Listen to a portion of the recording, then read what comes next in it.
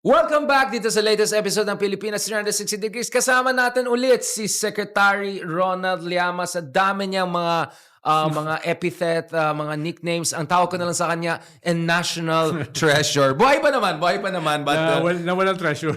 Hindi kasi si Ramos, may sinulat ako before, Ramos, best president ever ba? May question mark. Tapos nag-message si Ramos, bakit? Patay na ba ako? And then Ilocano din, di ba? Yung kaibigan ko yun. palit na. Panggalatok. Sabi niya, sabi niya, bakit patay na ba ako? Bakit ganyan ang sinulat mo? Sabi ko, yan, mabalingasa. Yung Ilocano. I love that guy. Amazing. Honestly, I think Ramos and Pinoy were the best president. Am I wrong? Yeah. I mean, they're not perfect, obviously. Yeah, tsaka magkaiba yung panahon, no? Magkaiba yung panahon, tapos, conditions. May strengths tsaka weaknesses. Sure. Halimbawa, yung mga independent power producers ni FBR, hanggang ngayon, dala-dala natin yung burden na yun, di ba? Pero nung nangyari kasi yan nung panahon niya, meron talagang energy crunch. No? Ang problema, tingin ko, mali yung kontrata. Mali yung privatization process. Na kahit hindi mo ginagamit, babayaran mo. Di ba? But something really went wrong during that time. But I'll tell you what, sir. There's one thing that I learned from the Ramos episode. I don't know, was it his former national security advisor? Someone said something like, I won't name names na, para durugin yung mga oligarchs na ayaw mag-open up, they had to use Intel. Basically say, if you don't open up, we're gonna... Hindi, makakuha niya. Ang model kasi magaling siya sa ganyan. Ang model niya noon, tiger economy. Yeah. No? Kaya aggressive Siyempre, dapat. criticize din namin yan. Pero at least, meron siyang ideological model. Right. No? Meron siyang, dito niya dadali ng bansa. At yung tatlo niya cornerstone ay deregulation, privatization, liberalization. Na tayo ay critic nun. Neoliberalism, No, basically. Yeah. pero for him, it's an ideological project. Philippines 2000. Right. We will make the Philippines the next tiger. At bahagi niyan is to tame the oligarchs. Katulad sa Japan, katulad sa South Korea, katulad sa Taiwan, no? Ganun yung kanyang model, no? Na nung panahon kasi na yun, wala pa masyadong oligarchs sa China eh. No, sisimula pa lang. But ngayon, napansin ko, isang oligarch, nagbabike na lang daw ngayon sa Hangzhou eh. I think kilala na tao, yan ang pinakasigat ng oligarch sa China. Nagana na lang, nag-deliver na lang daw ng bike. Yes, Grabe ang China, no? Yes. They don't care you have $50 billion. They will take care of you. You're yes.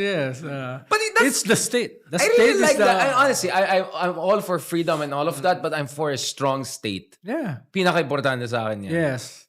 Kaya, yun yung maganda ng panahon ni FBR. Ang sabi nga namin noon, thank you, nakausap kami noon, no? Thank you for providing us with a target. Yes. No? Yung 2000 vision niya. Ang hirap mong banatan kung walang ideology yung exactly. mo. Ito, malinaw. Anong criticism namin sa deregulation? Anong criticism namin sa liberalization?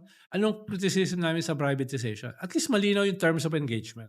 Yun yung maganda. At hindi pikon si FBR. Hindi siya pikon. Di ba? He even hired people who criticized him during elections. I mean, Chelito Habito, isa sa mga new liberal technocrats na binabanatan ni Walden. But nevertheless, there are people who were not necessarily in his side, right? There are many... Ang problema nun, yung ginawa niyang successor, si Jod B. Yun lang. Nag-icon ng traditional politician. So, but Ramos... Talagang walang kalaban-laban kay Arap yun. He really handed it on a platter. But the thing is, Ramos was the first relatively decent leader who also faced the same dilemma as Pinoy. Should I extend? Kasi had he had the chance to be a prime minister or extend, wala na tayong ERAP. Wala na rin tayong Arroyo. Pero si FBR, sinubukan niya. More than Pinoy. Sinubukan niya. Nakalaban niya si Cardinal Sin at saka si Cory. Wala na yan. Hinarangan yung kanyang charter change, no? So, was that wrong in retrospect? Well, looking back, parang kung kasi noon, nakasama ang term extension eh. Yun yung ayaw ni Cory at saka ni Cardinal Sin, yung term extension. Dahil sariwa pa yung Marcos time eh. No? Yeah, fresh pa yung trauma. So, ayun, it paved the way for ERAP. And the rest is really history. Yeah, yun ang... pero ngayon, yung panahon kasi ni Pinoy, malayo na eh. no? Almost 30 years na yun, eh. So, ibig sabihin baka puwede namang balikan Ah. yung, usapin na one term lang ang presidente. That So you think it's too short Yeah. for a good president and too long for a and bad too long for a president. bad president. We always say that. oo. Yeah. Kaya ang proposal nun, hindi pa puwedeng yung US model. At least 2 terms. Yeah. Which we used to have pre-Marcos. Yeah. Yung 4 years, 4 years. Yes. Although I think Marcos was the only one who managed to get reelected. Yes. And then the rest is history. Therefore, the trauma. Well, Indonesia is an interesting case, diba? We'll talk about it very shortly because in Indonesia, 5 years and then pwede re-electable. So under Joko Widodo, grabe nag-transform Indonesia, became a global power, Yes. massive infrastructure development, etc. And yet, here we are, Indonesia, Yes. in the midst of a meltdown. Yes. Pero Potential the revolution. more modern countries like Europe, walang term limit. Because it's a Checks and balances, parliamentary system basically. Vote of no confidence, tapos ka na. Oo. Tapos ka na, pero pwede ka magpatuloy kung magaling ka. Di ba? You can be prime minister forever. No. France is, I think, also Yeah. 2 5-year term. Because Macron won. Presidential ang France. Kaya nga, so pwede rin 2 5-year term. So Yeah, my yeah, point yeah. is, you have so many models whereby you have presidents 10 years in power and they step down. Jokowi stepped down eventually. Macron is obviously will Pero step down. Pero you left the mark. And left mark, that's my point. Dahil kasi, 2 terms, meron magagawa ka. 1 term ang hirap. No? Dahil lalo ngayon, halimbawa, institutionalize yung mga problem. Institutional yung corruption. Diba? So, yan ba? Halimbawa, Vince Dizon, practically, ang meron lang sa kanya ngayon, 2 years. Yeah. No? So, anong gagawin niya in 2 Not years? much, No? yeah. I mean, it's more like a hemorrhage, controlling the hemorrhage. No? But Sir Ronald, before we go a little bit to the next level, because I mean, I mentioned Indonesia for a reason, because this is the extreme case whereby people take their fate into their own hands. Completely nawala na sila ng kumpiyansa. Did you ever imagine Prabowo Subianto, a former commando human rights violator, son-in-law of Suharto dictator, the most macho Putin, naked guy. Ngayon ay, hindi, sorry na po, tatanggalin na namin yung mga, you saw, I never imagined Prabowo will be like that because they seem very scared by what's going on. And these are young people. These are not political parties. These are Gen This Z. is not the opposition. Yeah. Hindi ito yung organized labor. These are unorganized youth. And yung mga parang ito yung mga Grab drivers nila. Alam mo yung mga precariats. Gig economy. Gig economy. Yeah, no? nagsama students. Kaya nakakatakot sa Diba? elites yan eh. O tapos, yung galit nila, pero mo, sinusunog yung mga yung mga government Luxury cars, offices, yung parliament. Nilulut yung mga members BMW, of parliament. yeah. So, ibig sabihin yung outrage nila, talagang nagkaroon ng outlet. No? Kung lang yan, nag-increase lang ng sahod tsaka benefits yung mga members of parliament, di ba? $60,000 is for Hindi. Indonesia. Sa housing, $3,000. No? Ganon. Ay, $6,000. Sorry. I'm sorry. Yeah. $3,000. Galit yung tao. Pero ang di ba? problema, trapo talaga yung mga leaders sa nila atin, billions yung pandito, Yeah. di ba? And yet, kaya nga sabi ko, nakakaya na hanggang parang pasaring Edo Manzano level lang ginagawa. Parang name, I'm like, okay, I like what Vico did, saying dapat gawin natin kadiri ang corruption. Pero matagal na tayo nandidiri dapat dito eh. Ang problema is, okay, what are we gonna do next? Obviously, bago ako, may petition na nga sa akin eh. Bago ako ma-red tag or counter tag, hindi ko sinasabi, let's go Indonesia. What I'm saying is, we should go beyond what we have right now, which is news cycles, pa-cute, hearings, wala naman napuntan, yung Farmalia, ano nangyari. But okay, let's talk about one of the solutions being offered. Mayors for Good Governance, led by our good mayor in Baguio, our family friend. Basically, halos lahat na lang ng mayor, lahat ng dynasties, lahat ng soft DDS, ex-DDS, lahat na nandyan. And si Lenny nga, observer status. Ano ba to? Parang, siya. Full member na siya yesterday. As of yesterday. Pero meron parang caveat parang may dialogue partner ba to?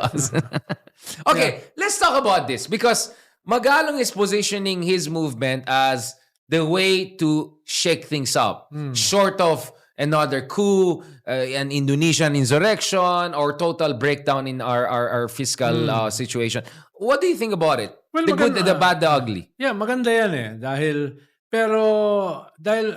very compelling yung message. Very compelling, yeah. Pero dapat, yung organisasyon or yung movement, mas maging circumspect.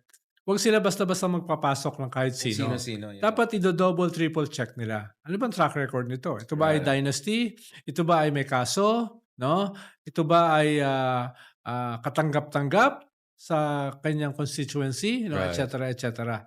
Baka yung iba ron, at least yung nakita ko ay merong mga hindi Nice. bagay Yeah, dun sa grupo, no? Hindi icons of good governance, no? Pero nakikita ko diyan, hindi naman yung papunta sa isang RevGov, no? Ang gusto lang nila i-maximize yung landscape sa kasalukuyan na merong emerging disenchantment dito sa mga nangyayari, lalo na sa corruption sa flood control, which is but the tip of the iceberg, no? Pero tingin ko ay ang Wait. You're saying $9.5 billion is just tip of the iceberg because, we're only talking about flood control. What about the bridges, the roads, the buildings? Like, ang dami pa, di ba? the bills, The no? bill, like, dami, yeah. So, Insertions right and di ba, left. Yeah. pinag-uusapan mo yung insertions, which is about 370 billion. Pero, paano yung NEP na padded na? Right. No? Correct. Tingin ko, baka at least 1 trillion dyan, padded na. No? So, yan yung problema sa isang institutionalized system of corruption. No? Hindi pa natin binibilang dyan yung incompetence, yung inefficiency, yung just stupidity, kapalpakan. no? Yeah. Na Marami marami sa gobyerno, no? Ang daming leakage, hindi lang corruption, kundi stupidity, no? Oo. So, Speaking of stupidity, I mean, Sara Duterte, our genius vice president, she had advice on flood control, di ba? Meron siyang advice, sabi niya, dahil parati siya bumibisita all around the world, she knows the best practices daw. Wow. I'm So impressed. she was giving advice to the government for free, Nagpaparinig siya. At sabi niya, Amazing. katulad ng ginagawa namin sa Davao. Kamusta pala yung flood control sa Davao, sir? Kakawalat lang ngayon ni Senator Ping Lacson. No? Paano ma-absorb ng isang maliit na distrito ang 51 billion? Right. Pesos. Kanina nakikinig ka, narinig ko. Yan, di ba? Yun. Yan, binalata rin na ngayon. No? Kaso, siya lang yata yung bumanat. Paano yung mga ibang mga senador? Ayun, No? mga insertion Nandun. boys. Oh, Yeah. tahimik si Bato. Lalo na after sagutin ni Diskaya na nagsimula siya noong 2016 na magkaroon ng kontrata sa gobyerno. Di ba? Flood control. Oo. Tapos medyo natahimik na rin si Bongo nung lumabas sa mga news outlets na noong 2017, yung company ng kanyang tatay, si LTG Builders, ay may kontrata with the Diskaya Group. So, yun ang nakikita natin ngayon dito, no? So, yung mga napaka self-righteous na mga senador na banat ng banat, nakakadiri kayo, no? 'Di ba? Ngayon parang bumabalik sa kanila yung kanilang kinakadirian, no? So, Dapat kaya ginawa yung pinapanood ko ngayon si Jinggoy, yung isa yung ka-age ko lang, yung 37 lang ata. I will invoke my right against Guilty ka agad. May mga ghost project. I will invoke. Baka ganun ako gawin sa Ronald kasi mukhang guilty talaga ng mga to eh. Kasi baka may masabi eh. Masabi mamaya, ma-disappear tong mga to. Diba? Meron kaming project sa Davao, dami nga ghost. Hindi, siguro nakita niya si Diskaya. Salita ng salita. Palubog ng palubog sa sariling kumuloy. Kaya nag-invoke na lang siya. Guilty. I invoke mo. Tapos sabi ni Jinggoy, bata ka pa. No? Batang-bata pa lang. Nakikita mo yung thought bubble siya. Sabi niya, ayoko magaya kay Diskaya. Ang daldal. si Diskaya presko, no? Bago pa yung hair niya, gano'n. Tapos, yumaman kami noong 2016 na. Tapos, dami nga namin talo sa 470 lang nakuha namin. Tapos, pero yung ibang project, nakuha ng ibang company nyo. Wala ka ng takas yan eh. Like, palubog talaga ng palubog. Yun po, yung more than 40 luxury cars, 28 lang po ang sa amin. Tsaka, So, ano yung iba? Ay, sa company namin. tapos yung 28, hinahati ng anak nila na 4. Kasi kailangan nila mag-rotate naman everyday. Nakakaya naman. Everyday. Katulad natin, sir, para isa lang car natin everyday. Nakakaya naman, sir. May coding kasi. Ay, oo. May pala. coding. Pero hindi naman tayo sumusunod. Tapos, yung sasakyan mo sa umaga, dapat iba sa Ay, oo. hapon. Dapat iba rin sa gabi. At pag umulan, kunin mo yung may umbrella Yung na may may Hermes. payong. Wait. Diba? Pakilabas yung umbrella. Actually, nakabili ako sa Green Hills na umbrella ng Hermes. By the way, yung Chevrolet ay nag-offer ng free umbrella with every unit you buy right now, Sir Ronald. Inggit ka lang kasi, Baka Richard. Yun ang problema sa'yo. Hindi lang ako inggit. Talagang, hindi kasi ako mayaman, Sir Ronald. Kaya sabi ni Attorney Jez Falsi, sabi niya, sabi ko kay Jez Falsi, 40 cars! 4 na Rolls-Royce. Why would you get 4 Royces? Sabi, Richard, di ka kasi mayaman. Iba yung Rolls-Royce na may pangpalamig ng champagne. Iba yung Rolls-Royce na may Hermes leather. Iba yung Rolls-Royce na may umbrella. Each of them may different ano sila sa... Kaya nga ikaw ay isang political analyst lang na mapagpanggap. Sabi ng isang senador. Kaya totoo naman yung sinasabi niya. Kaya huwag ka na mag-aspire.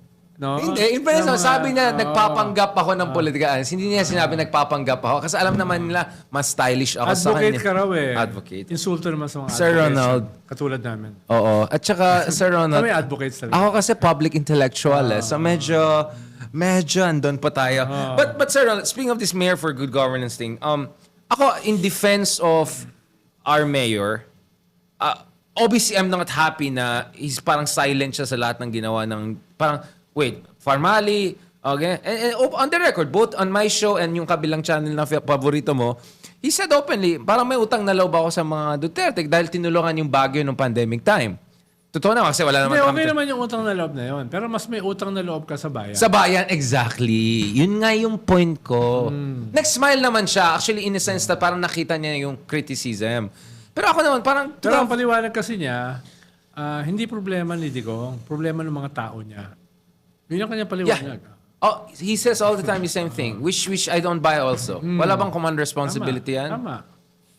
At hindi rin kasalanan ni Bongo rin? Saka hindi ako naniniwala. Sino ba yung mga tao na yan? Kung hindi rin Bongo, hindi rin si Digong, sino na lang natira? Lalo na sa Harry isang Roque? Duterte government na napaka-strong ng presidente mo. Yeah. Hindi pwedeng hindi niya alam yan. At the very least, You have to meron clear siyang it. blessing. Sabi niya, yung tokhang ay implementation ng may problema. Come on, no? Come on. Yung implementation. Yeah, medyo apologist ang dating. Sayang nga. But, well, of course, the other criticism is that baka nahirapan siya because wala masyadong big infra project sa Baguio. Maybe this is his way to, be there. But ako naman, again, well, due respect to our good mayor, he credited me on the record na actually, I recommended back in 2019, people can check that, yung magsama sila ni Vico and other good mayors, parang basically at the LGU level, bottom up, diba? And he said naman, thankful siya na I kind of pushed for that idea. So what about him working with Vico and now Lenny? Isn't that a good thing? So we might criticize Magalang for being a bit silent on Digong time, but can't they create some sort of balance? In fact, Vico is now like the Ronald Llamas of fiscalizing, right? Meron siyang banat. Banat by Vico. Meron na siya, di ba? Every hearings, mayroon tayong analysis yan, tapos banat na naman siya. This is interesting, Vico. Baka maging political analyst na rin siya after ng term. Yun ang tingin ko, actually. Sabi niya, hindi siya tatakbo. Exactly. Kaya nag-worry kami ngayon, maging kalaban natin siya sa Ronald. Kaya wala tayong choice. Malay mo, baka sumama dito sa podcast mo, di ba? Hindi, kaya nga magpolitiko na lang tayo sa Ronald kasi di natin matatalo si Vico. Tsaka hindi mo kaya i-bully yun. Bakit? Bakit? Ha? Bakit hindi mo kaya Inaaway niya lahat ng mga bullies eh. Actually, nakakatakot siya. Actually, nakakatakot si Vico ngayon. Talagang sasampalin ka ng resibo, no? Pero I like this version of ako him. sa isang birthday party, nabalitaan ko na may bumabanat sa akin. Aba, Dinefend ka niya? Dinipensahan ako ni Vico. Oh, shoot. Oh. Uy, pogi talaga si Vico, Wow. Kaya, He's the man. at least alam niya kung sino didepensahan. Hindi ka tulad mo na hindi mo ako dinidepensahan, sir. Nilalaglag mo Hindi pa. naman, ibang-ibang paraan lang. Ay, Katulad ng tinawagan ako, ng mga nagsampa sa'yo ng, Oo nga eh. ng Akala indirect contempt. Diba? Inaway Akala ko sila. babarilin mo na. Diba? Okay. Para akong Marcoleta eh. Thank you very much, Senator Soto. I think you have finished your 5 minutes. Papunta tayo sa last word, but this is important part. Okay, as we speak, the situation of General Torre is in flux. My understanding, talking to him and other people, is nothing final has been said to me, and of course, everything is confidential. Pero ang pagkaintindi ko is, he wants to take a break, sit it out until probably the end of this month, and then I think bukas na siya potentially to the idea of taking up a kind of parang yung kay Frederick Go, yung special secretary czar situation na hindi dadaan sa commission and appointments kasi yayarin siya ng mga DDS senator. Do you think that realistically makes sense? Because the last time we had this show, he was the champion. And now suddenly, he's kind of in the air. Ako naman, Sir Ronald, I think it's dangerous if he's out of government. Kasi sasampan siya ng kaso sa loob, awayin siya ng Duterte because kung wala siyang ginawang mali, ba't mo siya tinanggal? So they have to justify it. And you had people from Napolcom already implying that they could file charges against him because nakalutang ngayon yung PNP. Right? Naka-interim pa rin. He's the only 4-star general. So he cannot hold the institution down. So my suggestion is move on and move up-ish. But he has to negotiate it from a position of strength. So that's my advice to General Torre. And in theory, Torre being the security czar, anti-corruption guy, might be also good for his own career down the road. More like a Phoenix. Kasi your favorite lawyer, na zero pa rin yung success rate niya, na-ban na naman talagang final na yung Duterte youth na yan, at hindi bumabata, at may billboard rin yata na napaka-interesting. Sabi niya, Icarus to. Ako hindi. Pwede siya maging Phoenix ulit because we know that Torre had some detours in his career. It's not like this guy had a straight way up, diba? What is your read on this Torre situation? Because he's arguably, all due respect to Vince Dizon, your guy, I think Torre is still way more popular than anyone else within the inner circle of the president. It's not even close. Yes. Ang isa kasing problema ni Torre, no? Yung Icarus aspect niya, he flew too high. Too fast, no? yeah. Pero yung kanyang rise is also due to the government. He was a creation of the Marcos government. No? Imagine mo, in less than a year, no, he became from an unknown to the most popular Actually, government a bit official. marginalized pa nga siya eh. Oo. So, gumanon siya. Ikalawa ay, siyempre, yung sense of worth mo, lalaki rin. At minsan, may mga... Alam natin yan, Sir Ronald. Meron kang tinutuntungan ng mga landmines na pwede mo sanang naiwasan kung ikaw ay more circumspect. Circumspect, yeah, exactly. At ikatlo ay hindi tayo privy doon sa mga dahilan sa kanyang pagtanggal. Ang nakikita lang natin yung mga surface issues like yung mga appointments, no, yung ego, no, yung mga yun ang nakikita natin. Pero probably may deeper reason sa kanyang pagtanggal, no? At ang problema... Well, I think it's a combination. My understanding is that. It's not just that thing you're thinking about. I think it's a combination. Problema yung optics.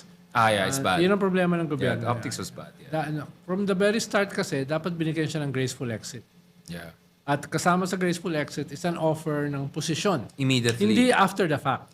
Oo. No? Parang konsuelang dating. Parang consuelo de bobo. Yeah, diba? hindi Pampalubag loob. Yeah. Kaya ikaw din, nagdadalawang isip kang tanggapin. No? Oo. So, tama yung sagot niya. Babakasyon muna ako at nagbigay siya ng cake kay Laila de Lima nung birthday. Why do you think he was doing that? Was he saying, I can be part of this opposition leadership? Maraming mixed messages doon. Na una, hindi ako dependent lang sa inyo. On admin, yeah. Acceptable ako sa ibang grupo. Hindi siya magduduterte. Obviously.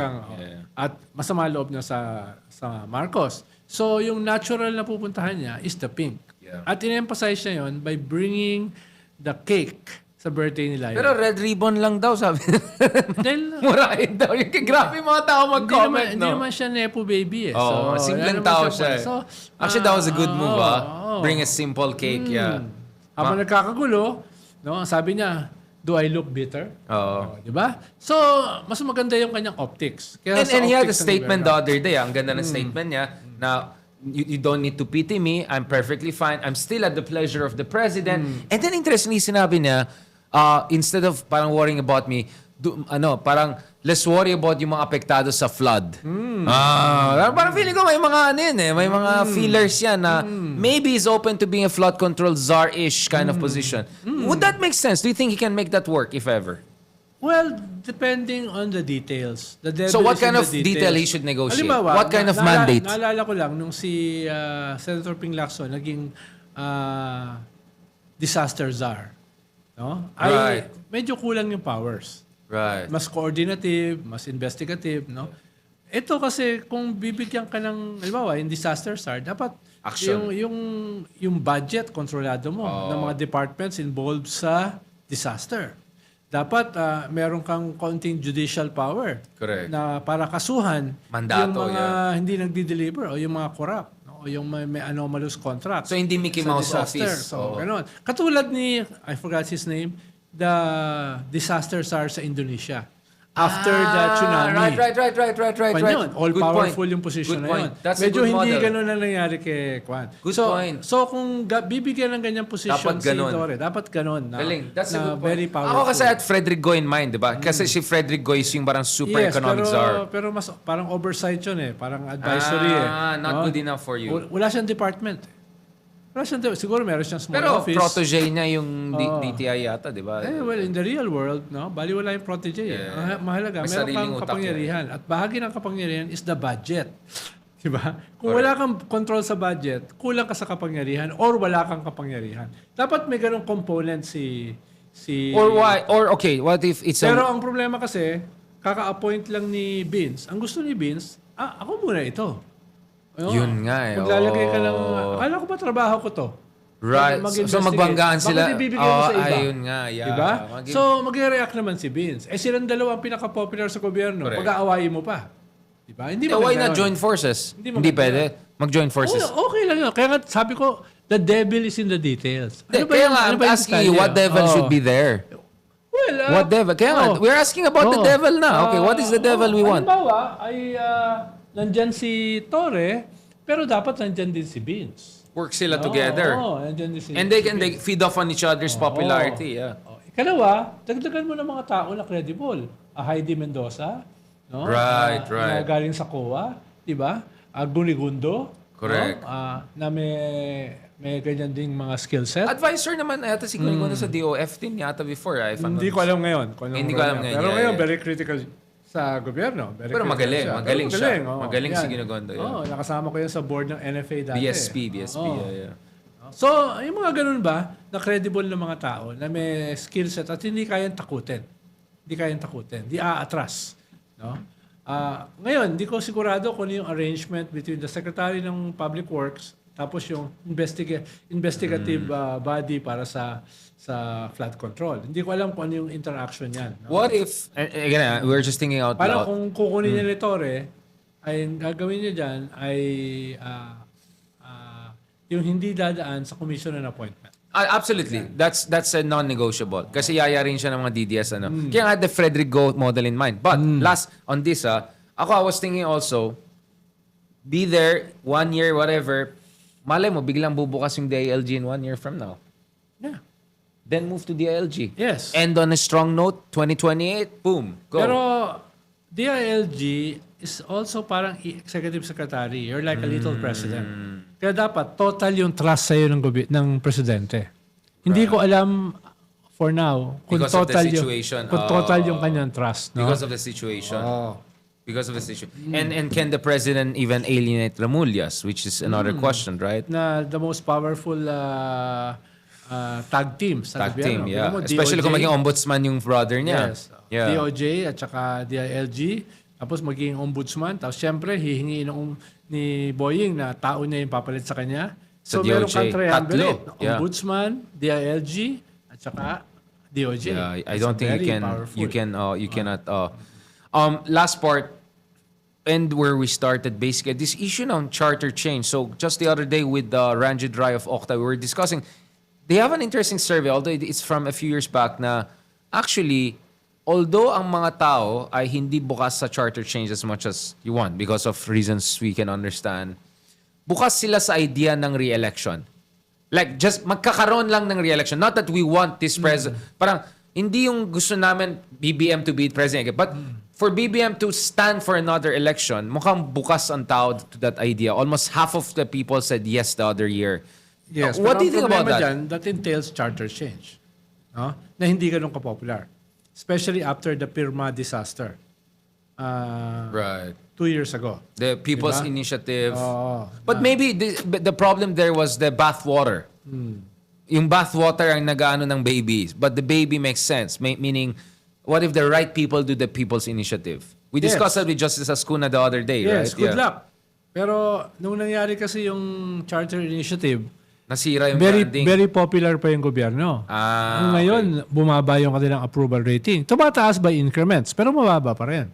At papunta ka na sa isang presidential election. Yeah. So, yun yun. Kaya mahalaga din ano yung mode. Sabi nila, con-con. No? Hindi ganun kasimple yun. Dahil kailangan mo ng con-con at saka plebiscite para dun sa resulta ng con-con.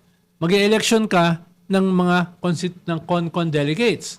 Tapos yung con-con ay magko-convene to create a new constitution na papa-aprubahan sa population. Tapos election na. So, medyo kapos ka sa Yeah. oras. No? Yun yung, kaya nga usually nangyayari yan dun sa first half ng term. Dahil yung last half mo, ang focus ng mga tao is the presidential election. I understand all of that, Sir Ron, but the thing is, let's be honest. I look at every number out there. If a proper impeachment trial is not going to happen anytime soon, which is increasingly improbable, Sara Duterte looks very much like almost half a shoe-in. I mean, Rafi Tulfo is not stepping up. I don't know if Lenny is gonna run. Bam will try to make his move, pero yung sinasabi ni Bam na dumadami kami, was he referring to the majority of chiefs sa Senate? Like, and then yung mayors for good governance, I don't know what's their plan. Marami Well, masyadong... you still have a lot of possible moving parts. No? One are the congressional hearings. Bukas yung TRICOM tsaka Quadcom. TRICOM actually. No? TRICOM na lang siya. Yeah. Ikalawa ay meron kang bagong ombudsman who can file charges. Kahit Game changer, kahit yeah. hindi makulong yung vice president, charges can be filed against her. At pwedeng buksan yung kanyang bank accounts. Na sana ay gagawin sa isang impeachment process. Ikatlo, a people's tribunal. A people's impeachment. No, na basically grassroots. Yung makukuha mong mga evidence sa Quadcom, sa ombudsman, pwede mo doon isalang. Tapos yung ikaapat, still in play, ay yung ICC. No? Almost sure, si Bato at saka si Albayalde, i-issue ng international warrant. That will entail, that may catalyze another Yeah. moment na hindi na weaponized ng gobyerno before. Nung So there's a inaresta. second chance to put things together. Yes. Yeah. Tapos kung ididikit-dikit mo yung apat na yan, plus. It could create that effect, then multiplier effect. you can catalyze something. No? Right. And if you focus on the youth, no, going into 2028, then you have a broad anti-Duterte front na pwede mabuo. No? At in that broad anti-Duterte front, for now, ang only viable candidate may come from the pink. Dahil wala nga kandidato yung gobyerno. No? At yung independents, like the Tulfos, parang hesitant, tentative. Natatakbo. So, maganda yung nag-unfold, at least for the pink, if they can get their act together. Right. If, which is a big if. And that's why, Sir Ronald, there are people like you making ninja moves behind the scenes. Me? Of course not. Of course, Yeah, Sir I'm Ronald. just a political I was hacker, being no? sarcastic, of course. I was being totally sarcastic. Yeah. Sa Never claimed to be a political analyst. But in fairness, you were very behaved today. Wala kang, I gave you some opening to attack some people. You didn't do that. I'm very impressed by that. I'm good. Is there a truce? I'm good, Is there a I'm good. ceasefire agreement I'm not aware of, Sir Wala Ronald? naman. A suicide bomber like me. Parang hindi naman You never know. Hindi naman ako covered ng truth. No? Medyo, on that very violent note, hopefully hindi tayo ma-Indonesia. Let's keep it within the constitutional order. Thank you very much, Sir Ronald Llamas. As always, a pleasure. Who knows, maybe we'll have Edu Manzano on this show at some point. Together. At pagandaan kami ng... And they can aming mga- judge kung sino mas maganda lalaki. Well, alam na natin, Sir Ronald. It's not even close. You're the shogun. Pero I think mas The long game. Mas magandang shoes ko sa kanya. Ferragamo lang siya. On that note, thank you very much for joining us for this latest, very polite, very amazing, such good English conversation with Secretary Ronald Llamas. Abangan nyo sa susunod na episode. Explainers naman tayo dahil marami tayong pag-usapan, mga budol ng Duterte, mga alignments and realignments, at good luck na lang sa atin if the worst thing happens that some people fear. Anyway, joking aside, thank you so much for joining us for this latest episode ng Pilipinas 360 Degrees.